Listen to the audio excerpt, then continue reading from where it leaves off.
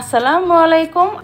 আজকে আমি আপনাদের তৈরি করে দেখাবো খুবই সুস্বাদু, মুখরোচক এবং সবাই পছন্দ করেন এই রেসিপিটি। আর সেটা হচ্ছে গরুর পায়া নেহারি, পায়া খাট্টা, যে যেভাবে ডাকুক না কেন, খেতে কিন্তু ভীষণ মজা। আমরা এই রেসিপিটি খাওয়ার জন্য কিন্তু রেস্টুরেন্টে চলে যাই এবং চড়া দামে কিন্তু এই নেহারিটা আমরা খেয়ে থাকি। সেই নেহারিটাই যদি বাসায় তৈরি করে ফেলা যায় আর পরিবারের সবার সাথে কিন্তু খুব মজা করে খাওয়া যায়, তাই না? আর তাও আবার কিন্তু খুবই কম ইনগ্রেডিয়েন্টস দিয়ে, যেগুলো আমাদের বাসায় সব সময় থাকে। আর এভাবে যদি তৈরি করে বাসার সবাইকে নিয়ে একসাথে টেবিলে বসে খাওয়া যায় তাহলে তো কোনো কথাই নেই, তাই না? আর এই নেহারিটা কিন্তু খাওয়া খুবই কিন্তু উপকারী আমাদের জন্য, যেহেতু এখানে ক্যালসিয়াম আছে, মানে পায়ার হাড্ডির ভিতরে ক্যালসিয়াম থাকে। তো এটা কিন্তু আমাদের ছোটদের বড়দের সবার জন্যই কিন্তু খাওয়াটা খুবই ভালো। তো সেই রেসিপিটাই আজকে আমি তৈরি করে দেখাবো খুবই মজাদারভাবে। আশা করছি আজকের রেসিপিটি আপনাদের সবার কাছে ভালো লাগবে।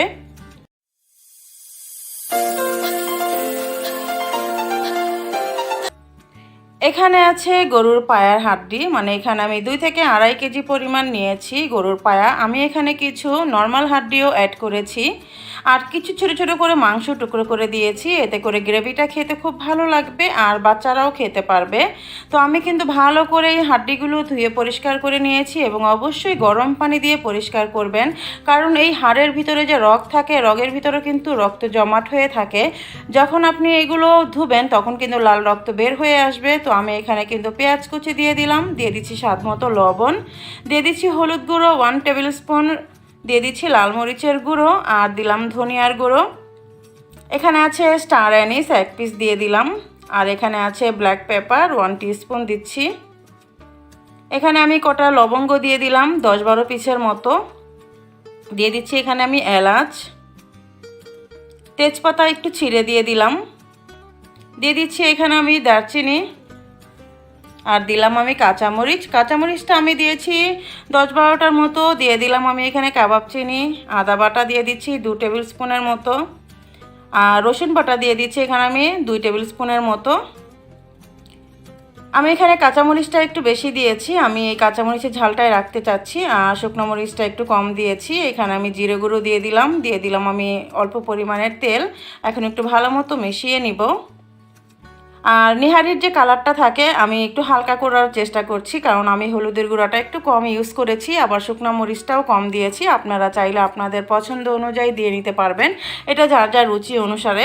আর এখানে আমি দিয়ে দিচ্ছি গরম পানি। অবশ্যই এই কাজটা করবেন, আপনারা গরম পানিটাই দেওয়ার চেষ্টা করবেন, কারণ গরম পানিটা দিয়ে যে কোনো গ্রেভি তৈরি করলে কিন্তু সেটা খুব টেস্টি হয় খেতে। আমি এখানে 2 থেকে আড়াই কেজি, মানে যতটুকু প্রয়োজন হয়, একটা ছড়ানো পাতিল নেবেন, কারণ যেহেতু আমার হাড্ডির পরিমাণটা একটু বেশি, আমি একটু বেশি জাল করতে হবে। আর এই নিহারি জাল করতে হবে 5 থেকে 6 ঘন্টার মতো। আমাদের নানি দাদি বা মা খালারা কিন্তু এই নিহারিটা রান্না করতেন অনেক সময় ধরে, মানে আজকে জাল করতেন আর এটা কালকে খেতেন, এরকম আর কি। আর এখন তো প্রেশার কুকার এসে গেছে, আপনারা চাইলে প্রেশার কুকারও দিতে পারেন, কিন্তু আমার মনে হয় এভাবে অল্প আঁচে দিয়ে আমরা যদি সারাটা দিনই এটাকে সিদ্ধ করে নিই, তারপরে বাগার দিয়ে তারপরে সবাই মিলে খাই, তো সেটার টেস্ট কিন্তু অনেক ভালো আসে। তো একটু নেড়েচেড়ে ভালো করে মশলাগুলো মিলিয়ে দিব, এরপর ঢাকা দিয়ে আপনাকে রান্না করতে হবে অল্প আছে। আর একটু পরপর এসে আপনাকে ঢাকনা খুলে চেক করতে হবে যে নিচে থেকে তলানিতে লেগে যায় কি না। আর এভাবেই সেদ্ধ করতে হবে। নিহারি রান্নার এটাই হলো টিপস অ্যান্ড ট্রিক্স। যত ভালো করে সিদ্ধ করবেন, মানে নিহারি যে হাড্ডি থেকে যখন মাংসগুলো খুলে খুলে যাবে তখনই কিন্তু খেতে বেশি ভালো লাগে।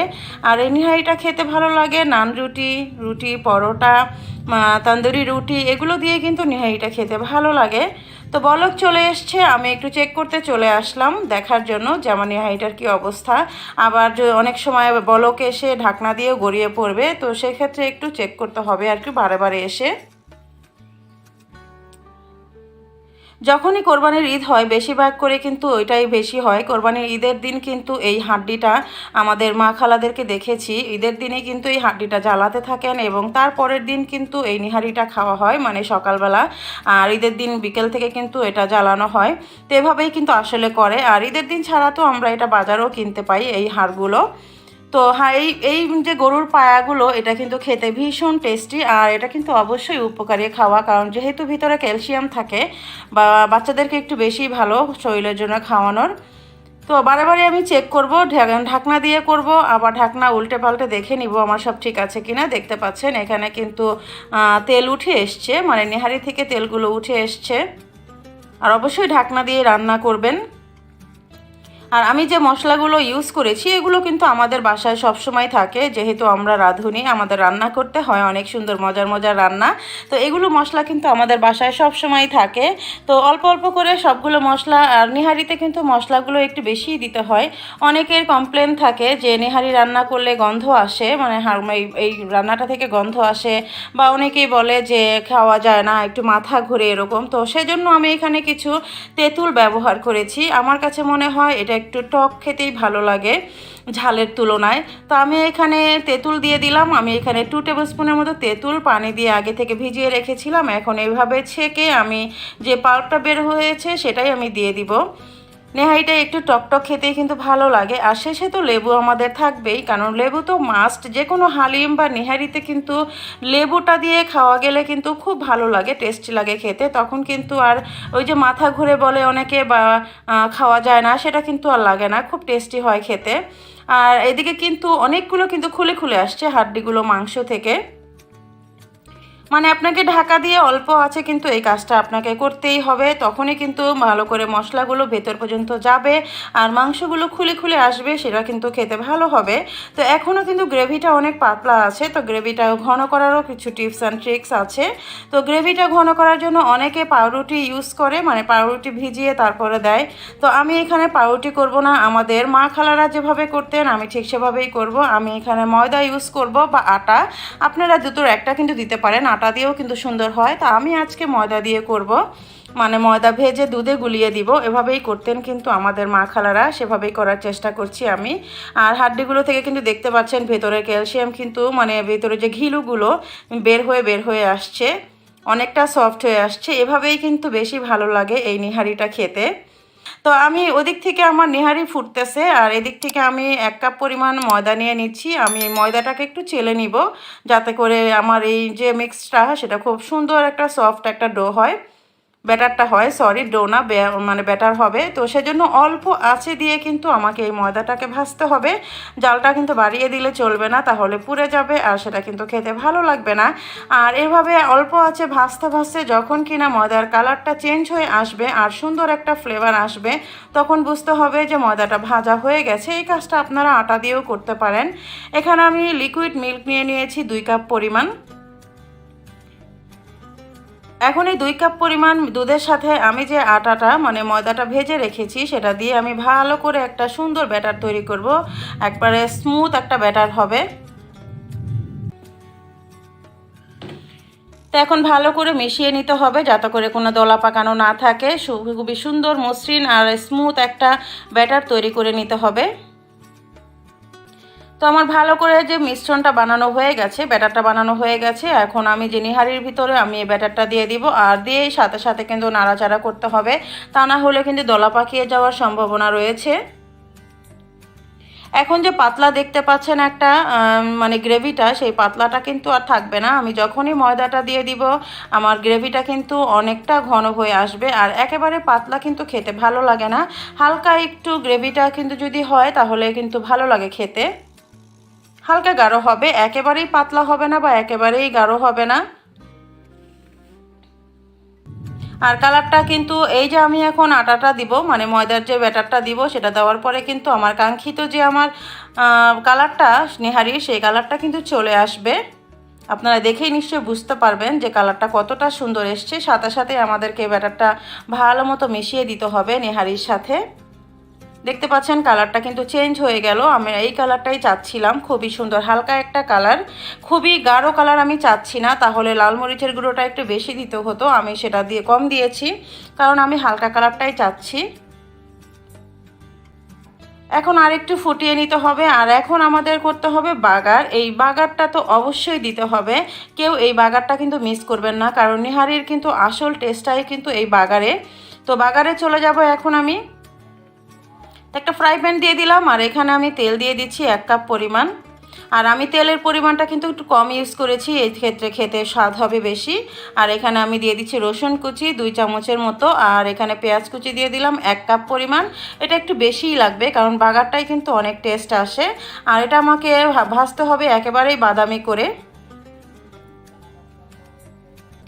পেঁয়াজটা যখন বাদামি হয়ে যাবে মানে কাঙ্ক্ষিত কালারে চলে আসবে, আমি কিন্তু হালকা পেঁয়াজ আলাদা করে পাশের ফ্রাই প্যানে ভেজে তুলে রেখেছি, পেঁয়াজ বেরেস্তা যেটাকে বলে, আমি গার্নিশিংয়ের সময় ব্যবহার করব। আর এখানে যখন পেঁয়াজের কালারটা চেঞ্জ হয়ে আসছে মানে গোল্ডেন হয়ে আসছে, তখন আমি ওদিক থেকে যে নেহারির যে ঝোলটা মানে গ্রেভিটা, আমি এখানে 2-3 চামচের মতো গ্রেভিটা দিয়ে দিব। দিয়ে কিন্তু আমি সাথে সাথে ঢাকা দিয়ে দিব। এই কাজটা অবশ্যই করবেন, সাথে সাথে ঢাকা দিয়ে দিবেন। এতে করে যে একটা স্মেল থাকে সেটা কিন্তু চলে যায় না, সেটা পাতিলের ভিতরেই থাকে।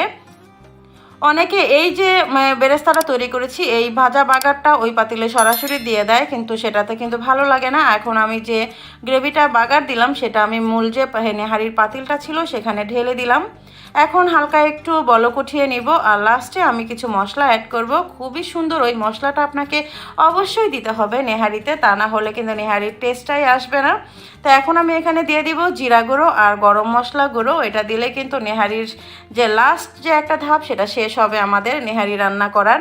ওই মশলাটা দিলেই নেহারিটা বেশি টেস্টি হবে খেতে। এখন আমি এখানে দিয়ে দিব ভাজা জিরা গুঁড়া, মানে হালকা একটু টেলে নিয়েছি জিরাটা, সেখানে আমি দিয়ে দিলাম 1 টেবিল চামচের মতো। আর দিয়ে দিব হোমমেড গরম মশলা 1 টিস্পুনের মতো, এটা আমার বাসায় তৈরি গরম মশলা। এখন আমি হালকা একটু মিলিয়ে নিব, মানে একটা জাস্ট বলক উঠিয়ে নিব, তাহলেই তৈরি হয়ে যাবে আমাদের নেহারি পায়া বা খাট্টা যেটাই বলেন না কেন। অনেক সুস্বাদু কিন্তু এই রেসিপিটা, সবারই কিন্তু ভীষণ পছন্দ। তো আমার তৈরি হয়ে গেল গরুর পায়া দিয়ে নেহারি। তা আমি এখন সার্ভ করে নিব। দেখতে পাচ্ছেন গ্রেভিটা কিন্তু একেবারে পাতলাও হয়নি আবার একেবারেও কিন্তু ঘন হয়নি, ঠিক এভাবেই কিন্তু খেতে বেশি ভালো লাগে। আর যদি নান রুটি দিয়ে খাওয়া হয় বা তন্দুরি রুটি বা শুকনো রুটি দিয়েও কিন্তু টেস্ট লাগবে খেতে। আর এটা নিহারিটা রুটি জাতীয় জিনিস দিয়ে খেতে বেশি ভালো লাগে। গ্রেভিটা দেখে নিশ্চয়ই বুঝতে পারছেন যে কতটা সুন্দর হয়েছে, আর মাংসগুলো কিন্তু একেবারেই খুলে খুলে আসছে। তো উপরে একটু আমি পেঁয়াজ বেরেস্তা দিয়ে পরিবেশন করব। আর খাওয়ার সময় কিন্তু সাথে অবশ্যই লেবু রাখবেন, লেবু দিয়ে খেলে কিন্তু অসম্ভব মজা হয় এটা খেতে।